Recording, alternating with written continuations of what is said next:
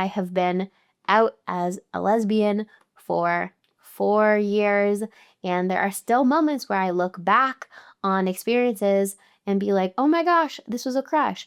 I will go through my follows on Instagram and be like, oh my God, I'm following them because I thought she was smoking hot and I wanted to see her pictures and videos.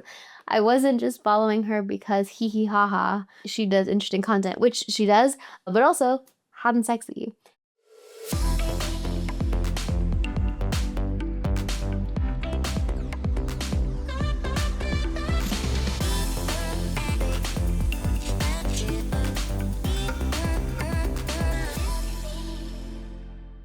Hello and welcome to the Eva Bloom podcast. I'm your host, Eva Bloom, non-binary queer late bloomer coach, sex ed speaker, and community facilitator, and I'm so stoked that you're here. The Eva Bloom podcast is all about giving you the tools and frameworks to make sense of your coming out journey and build queer confidence in your life, as well as a little bit of personal storytelling from me to help you feel a little bit less alone along the journey. When I'm not supporting late bloomers in dating and confidence and self-love, you can find me reading a sapphic sci-fi or fantasy novel, starting a new craft project, or playing board games with friends. There are new episodes of Eva Bloom every single week on topics like second adolescence, coming out, dating, style, queer breakups, all sorts of good sapphic fun. So please subscribe if you are not already on YouTube, Spotify, Apple Podcasts, or wherever you get your podcasts. Today, we are talking again about comphet, aka compulsory heterosexuality, and what are some of the sneaky, insidious ways that it might still be impacting your life, or you might know that it's impacting your life. You are deliberately going on a healing journey, but there are some ways that might feel a little bit sneakier than others. I was really excited about having this be a topic for the podcast because so many people think, or there can be this expectation of when you're coming out, when you're exploring yourself as a late bloomer, that once you realize that you are a queer woman, sapphic, binary, trans, it is like one moment of being like, whoa, okay, this is who I am, this is who I'm interested in, and now that I know that I I either don't want to date men or am not cis, I can move forward and stop doing all the stuff that I was doing before. But oftentimes the reality is a lot more complicated than that. There are so many different habits that are so strongly ingrained in us from throughout our lives, and we get so much positive affirmation from the cis het world around us when we do those behaviors that it could take a lot of time and intentionality to break every single one of those chains or habits that we're doing. It's not a big explosion of chains, but it's kind of like going back and oh my gosh, I missed a knot back there. You have to go and undo the knot and be like, okay, don't have to do that anymore. I hope this podcast episode is helpful for you on the journey of healing from comphet, that it might bring attention to some habits that you haven't realized that you are still doing. And also it will be a little pat on the back and a place where you can feel seen, that you're not alone in doing this healing work, and to show yourself that you are making so much progress and are taking steps towards your authenticity and you're doing really good. Before I fully dive into everything, I want to share that if you want even more support around healing from compulsory heterosexuality, stepping into your queerness with confidence, and building your beautiful queer life, busting queer imposter syndrome, that my 8-week group program, Queer Enough, is back again and open for enrollment. I'm running it again this fall from September 30th to November 18th. There are 8 weekly calls so you can make a bunch of queer late bloomer friends and connect on similar experiences and support each other's growth and your own growth. There are also 8 guided modules that you can do deeper healing. If you like the podcast, I think you'll like the modules. We're diving even deeper. So you can join Queer Enough right now. You can head over to evabloom.ca/queerenough and learn all about the program, all the FAQs. There are limited spots available because it is an intimate group. We do want to get to know each other really well and have lots of space for conversation. So there are limited spots available, and I've already released Queer Enough to the waitlist. So a bunch of thoughts have already been claimed. So if this sounds like this would be aligned for your fall season, don't hesitate. Run on over and come and join us in Queer Enough. I would love to have you. For this episode, I'm going to be talking about 5 different signs that you might still be struggling with comphet that make it a little more sneaky or insidious, and what you can do about them. What you can do to untie that knot or shut that stuff down in your life. But before we dive into those different ways that you might be having a little bit of a comphet moment, let's break down what comphet is.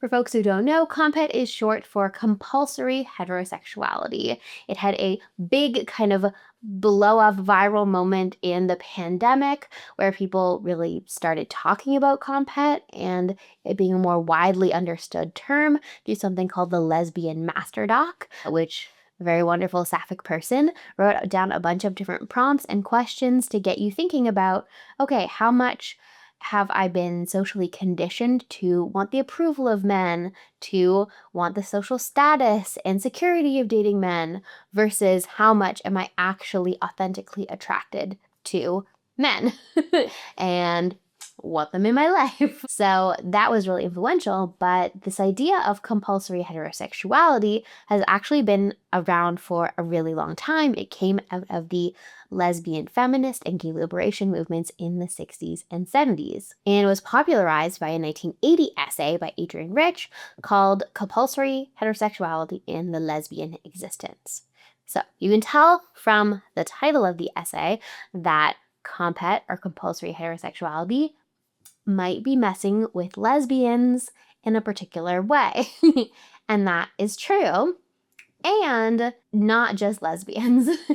Bi people, pan people, queer people, sapphic people, gay people, all of us in this world are impacted by compulsory heterosexuality, meaning that there are structures and systems around us that reward heterosexuality. And we're really put on little train tracks or little escalators in airports. When we're born, we get put on those little escalators down the line of heterosexuality, where everybody just assumes that we're going to be heterosexual, and we are punished if we display any type of gender nonconformity or queerness or transness in any particular way that's outside of that mold. Also, different things like financial institutions and patriarchy are really set up for different family units to have a man who is supposed to be the breadwinner and is married to a woman who's the homemaker.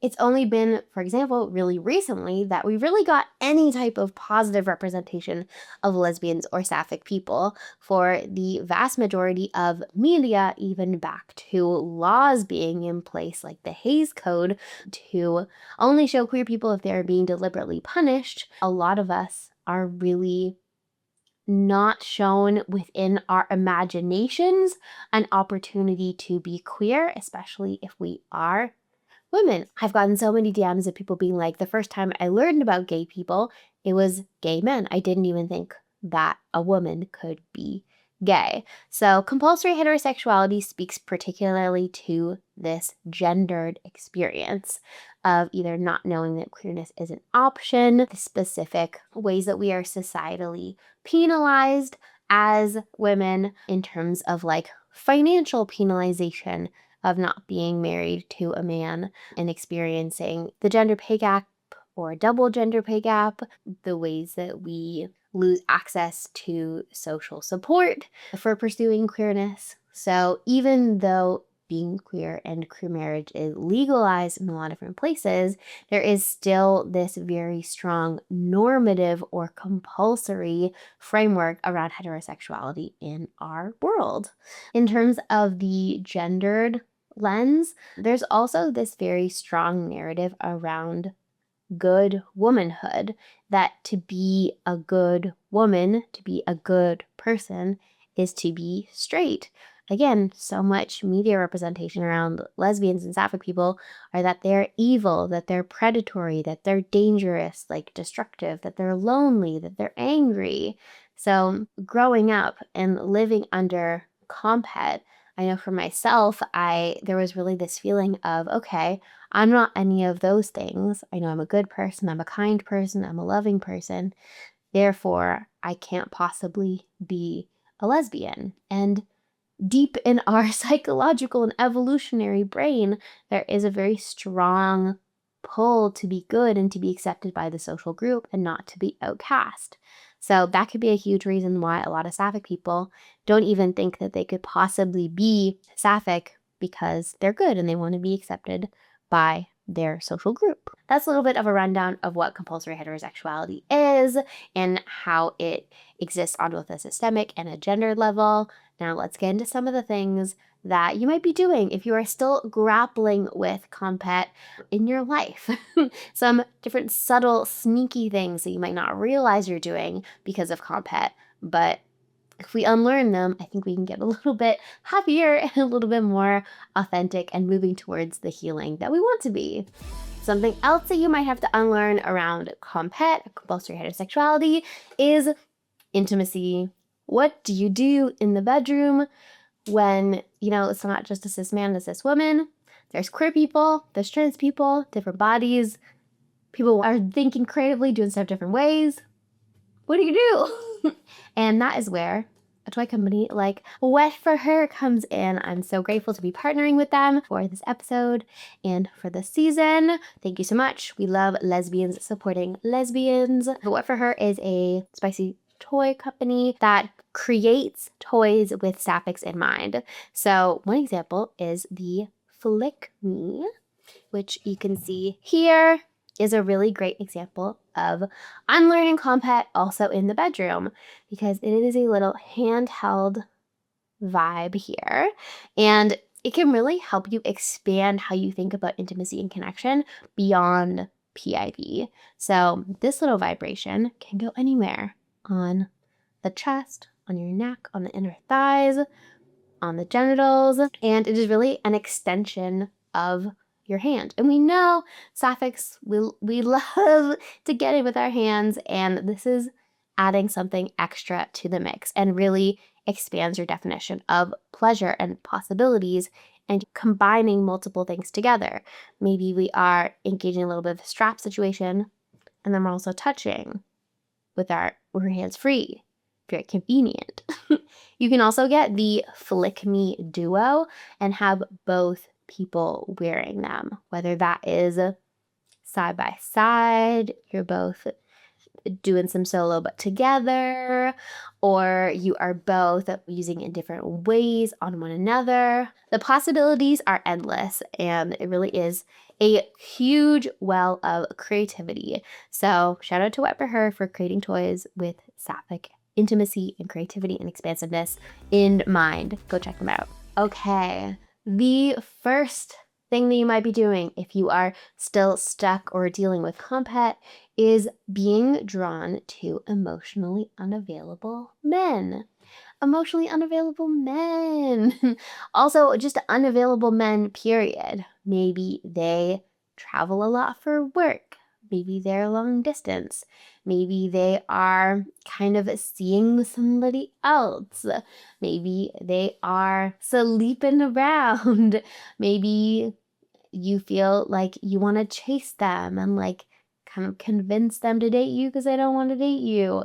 If you're really obsessed with male celebrities, have so many male celebrity crushes, not a lot of in-person crushes on guys, this might be a sign that you are queer, but kind of being like, no, let me push back from that. I'm really into guys. I promise, because look at all of these men that I'm into, celebrities, emotionally unavailable men. The reason that you might be doing this is because if you are pursuing somebody or are fantasizing about somebody who you can never actually be with, that there's no long-term potential, whether that is, again, a celebrity or a fictional person or somebody who is not available for XYZ reason, then that gives you an excuse to not actually need to connect with them on a level of depth. It means that you might not have to sleep with them. It means that you don't need to consider the possibility of things escalating and dating for a period of time, becoming married, etc., it allows you to satisfy the societal pressure that says that you should have crushes on, be interested in dating men without you ever actually needing to become deeply invested or present in a man, because maybe you don't want to be. Maybe you like the idea of the man, but when you think about actually having a man around your house if you're dating, and thinking about planning your weekends, hanging out with the man all the time, thinking about physical intimacy, thinking about emotional intimacy, you're like, that doesn't sound super exciting to me. Maybe there's other stuff that I could be doing. Could I just hang out with my friends? Something about that just doesn't feel fulfilling or exciting or right. You might also feel, once you start dating these men, that you feel kind of left down, incomplete. You might feel bored. You might feel like, okay, this is kind of like the same story, different guy. Maybe you're like feeling like you're moving through the motions of like, okay, these are the things I should be doing, as opposed to actually feeling those exciting romantic feelings of feeling seen and validated and like lit up. It might be that you're just dating men because you feel like you should, or maybe because you're attracted to masculinity, and turns out that doesn't only show up in the package of a cis man. You could date a masculine queer person. So just something to consider. So how do we address this comphet pattern and break it down? It might be helpful to take dating men off of your roster and just say, hey, I'm not going to date men for a while. You can always come back to dating men. They'll always be there. It's okay to say for like 6 months, a year, I'm not going to date men, and see how that feels. Do you miss it? Are there people that you end up finding yourself like authentically drawn to? I know for me, I initially came out as bisexual, and then for 5 years kind of released myself from really dating men, and then I never dated a man again after that.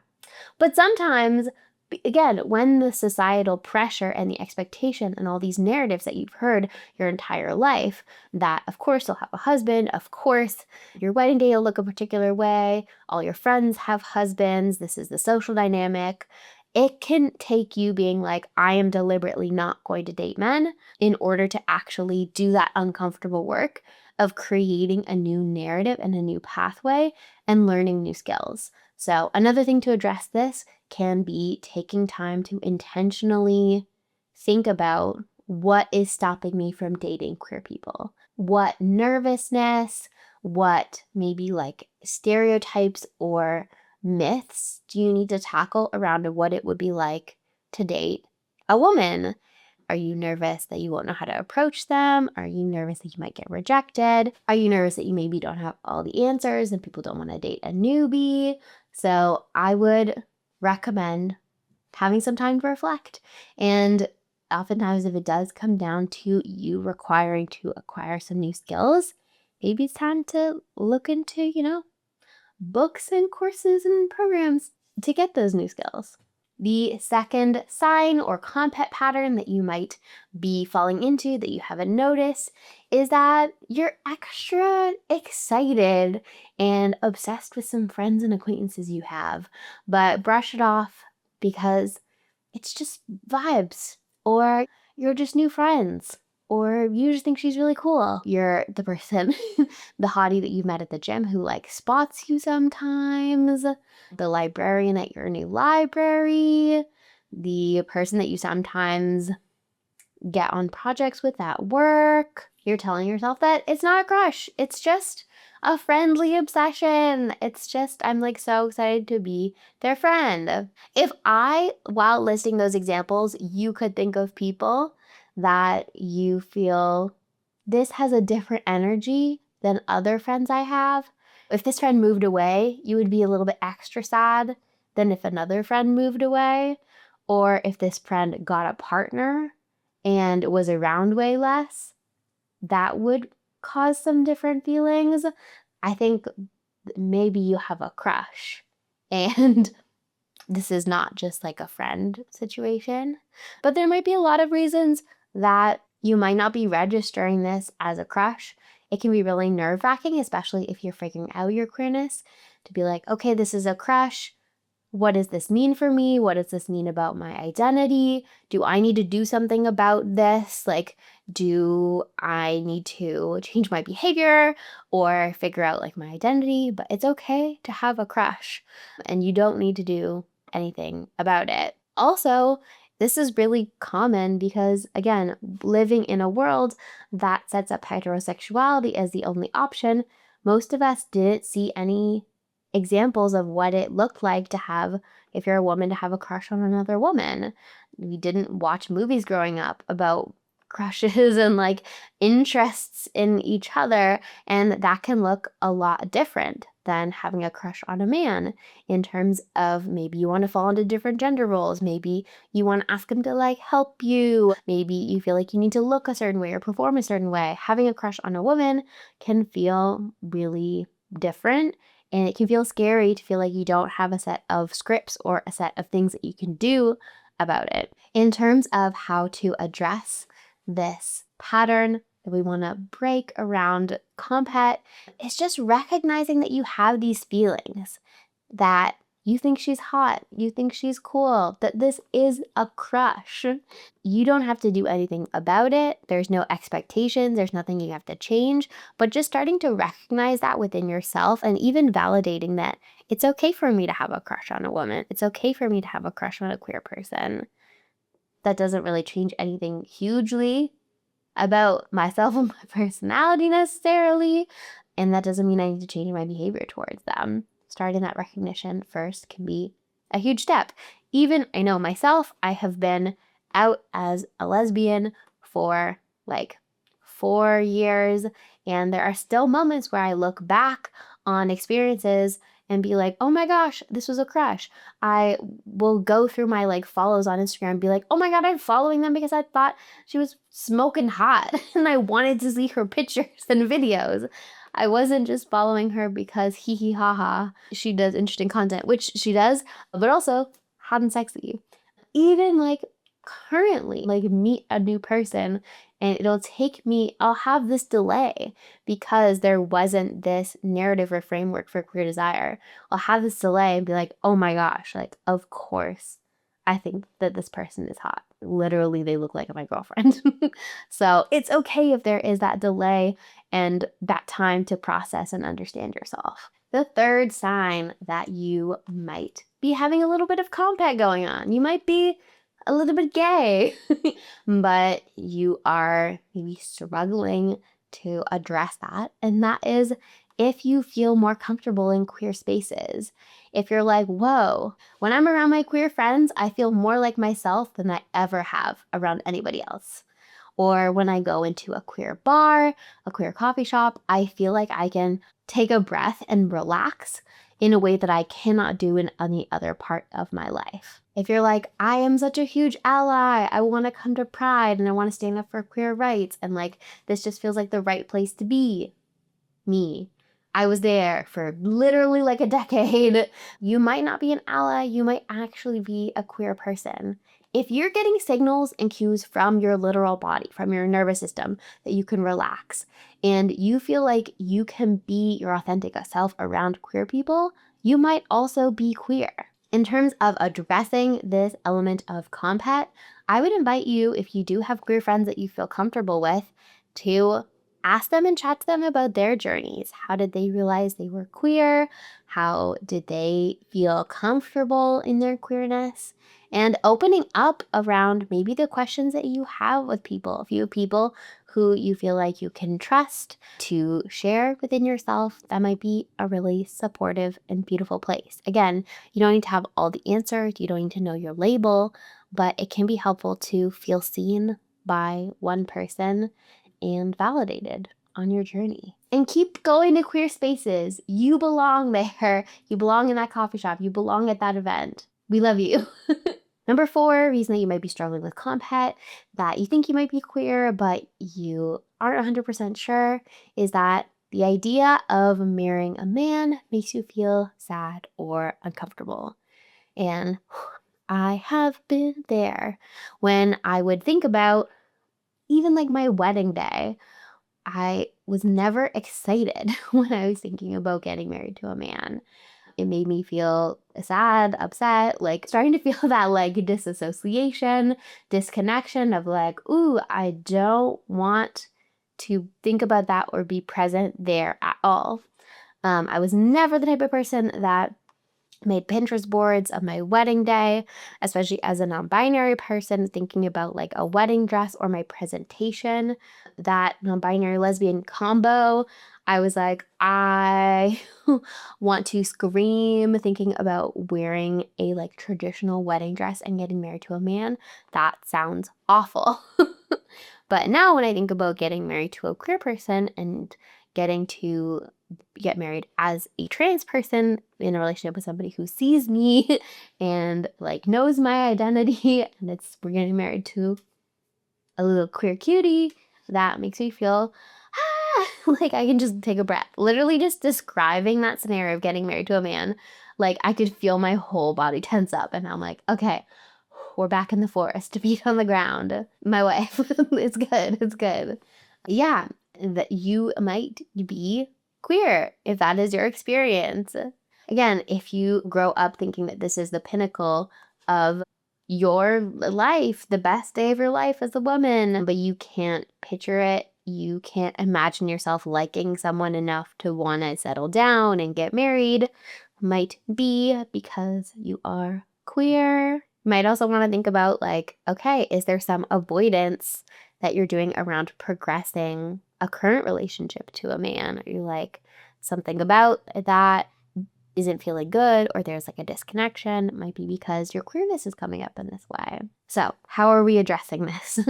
I would really recommend checking out different social media accounts of queer married couples and queer couples living domestic lives. This really isn't something that we see a lot growing up. Even queer families can be so healing, whether or not you want to have kids or start a family.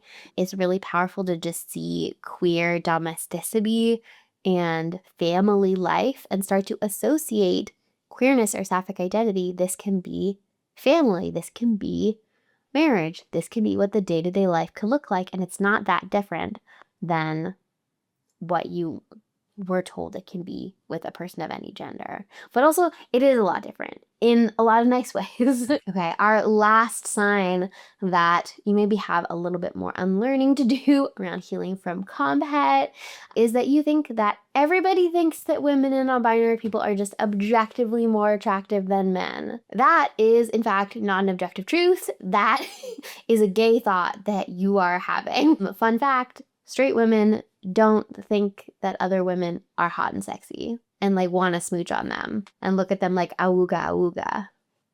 There's a difference between being like, oh my gosh, she looks really beautiful in that dress, and being like, hot,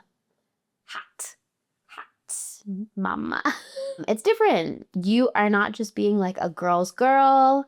You're not just like healing your inner child by like loving on women. You're having gay thoughts. You think she's hot. And that's okay. A lot of this can also come down to not allowing yourself to fully sit in this attraction to women by thinking that you are somehow objectifying them or being a creep or replicating being just like a man. That's not true. So many women, most women have had a negative experience by being treated badly by a man, and him justifying that by saying that she was attractive and that was part of the reason he treated her badly. Boo. So a lot of us don't want to replicate that. We don't want to use our attraction to women in a way that's going to be hurtful to other people. But really fundamentally, if you are already thinking about that, if you're already thinking about how can I make sure that a woman I find attractive feels comfortable and feels safe, you are doing a good job. If you were going to hit on a woman, ask her out, and she says no, and you're like, got it, moving on. That's all you need to do. Your attraction, just the attraction that you hold in your heart, not doing anything about it, is not wrong. It's not dirty. There's nothing wrong with it. It's beautiful. and you're doing a great job. In terms of starting to heal this piece of comphet, again, a huge part of it comes down to giving yourself the space to recognize that this is queer attraction and not judging yourself and moving towards celebrating yourself for this authentic queer attraction that you have in your heart. So that might be getting specific about what you find attractive about people. I know for myself, it was really helpful to start thinking about like, okay, what are the features that I'm drawn to? Like, who is my type? For example, I think freckles are so cute and beautiful. So yeah, that's like very specific that I like kept noticing like, oh my gosh, there are these women that I'm drawn to. They all have freckles.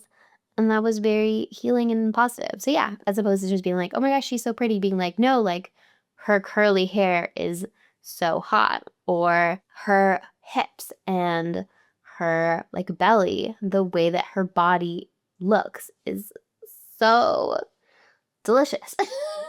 Sexy. Getting specific and sitting with yourself around that can be really helpful to provide some language. In conclusion, comphet is super duper insidious and it can work itself in really subtle ways. When we aren't given any frameworks to name our attraction and desire towards women and queer people, it can be really easy to not recognize it for what it is. When we are not given scripts and frameworks for what queer relationships can look like, it can be really hard to avoid, to kind of not pursue them. And when we're given societal praise and different structures and frameworks and the relationship escalator of like, okay, you're going to date a man, marry them, have kids, boo, boo, boo, boo. It's really easy to just start doing that because that's what's expected of you. So it takes time and intentionality and a lot of reflection to kind of parse apart like, okay, what are these things that I'm doing because I think it's expected of me? And how can I really cultivate that compassion and decrease the shame around queerness, that queerness is a beautiful thing, that queerness is a glorious thing, that it's not dirty, that queer people are beautiful and hot and sexy and smart and worthy of love and can have all sorts of healthy relationships and live healthy lives. And that is a beautiful and intense process. So I really commend you for being on it because you're doing a really great job. Also, that it is never too late to start doing this healing process and unlearning process. You deserve to live a life that is authentic, and you deserve to not gatekeep the full spectrum of your joy and depth of meaning that you can make in this world by being wholly yourself. So, if you want to dive deeper into unlearning compulsory heterosexuality, busting queer imposter syndrome, and creating your beautiful queer life, I would love to have you in Queer Enough. Again, we are starting this live 8-week group program September 30th to November 18th. There are limited spots available, but I would love to have you. We are having weekly calls talking all about how to unlearn compulsory heterosexuality. What is queer time? And what does it mean to feel like a teen when you are in the middle of learning all this stuff and restarting your life again? How does going on this coming out journey impact your relationship with friends, family, dating? How do you relate to your gender and gender expression on your queer coming out journey and the journey of figuring it out? How do you find queer friends and community? That is the beautiful and connective work that we're going to be doing in Queer Enough, and I would love to have you. You can learn more and join at evabloom.ca/queerenough.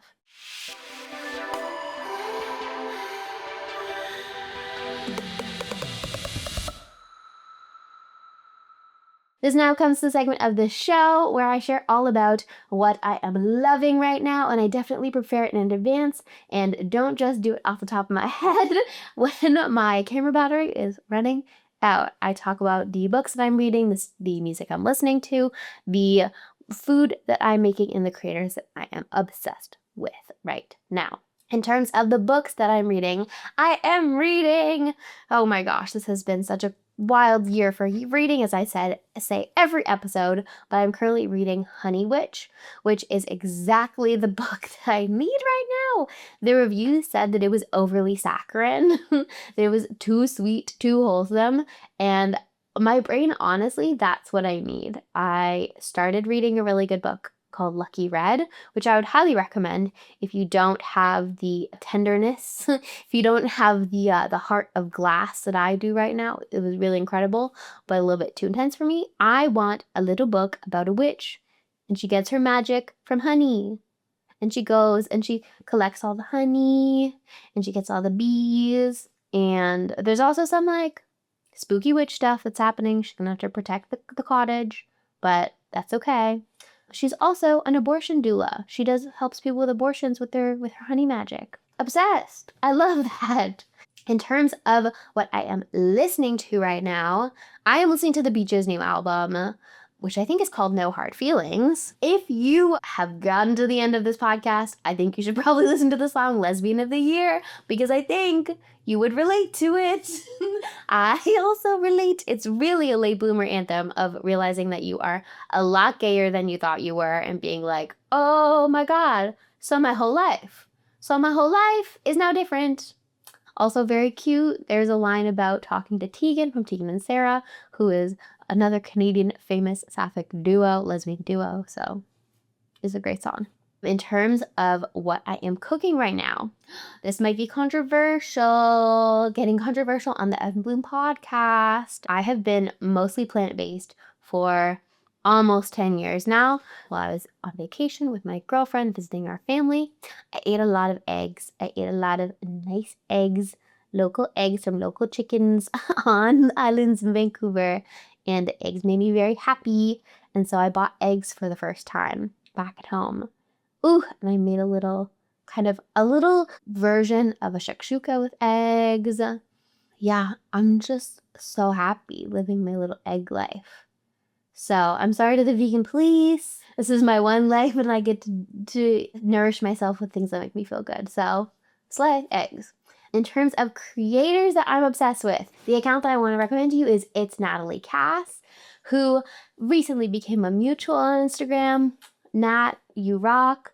Also has a podcast, but she is an incredibly awesome creator if you want more sapphic domesticity. She is a late in life lesbian, and she makes videos of her home life with her girlfriend, and it's so sweet and affirming and lovely. So I would highly recommend It's Natalie Cass. With that being said, thank you so much for sticking around for the podcast. If you are not subscribed yet, please do subscribe. Rate us 5 stars on Spotify, Apple Podcasts. We have new episodes every single week. Share this episode with a friend who also resonated. But with that, stay curious, keep blooming, and I'll see you in the next episode.